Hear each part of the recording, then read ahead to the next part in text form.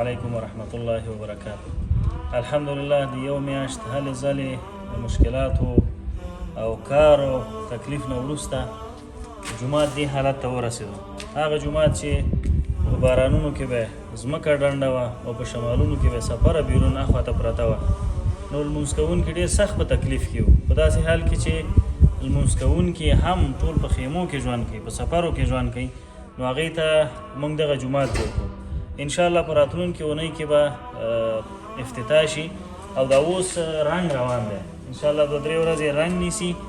نو چا چې په دې لاره کې له موږ سره مرسته کړې ډېره مننه ترې کوو. الله تعالی دې د حدیث شریف هغه مصداق وګرځي چې رسول الله صلی الله علیه وسلم فرمایي چا چې په دنیا کې الله دپاره مسجد جوړ کړ، الله تعالی به هغې دپاره په جنت کې کور جوړ کړي.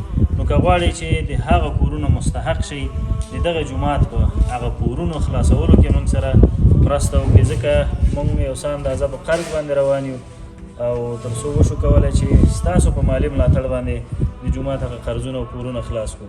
الله تعالی د تاسو خوشحاله لري. الله رب العزت دې موږ او تاسو په جنت کې سره یو ځای کړي. السلام علیکم ورحمت الله وبرکاته.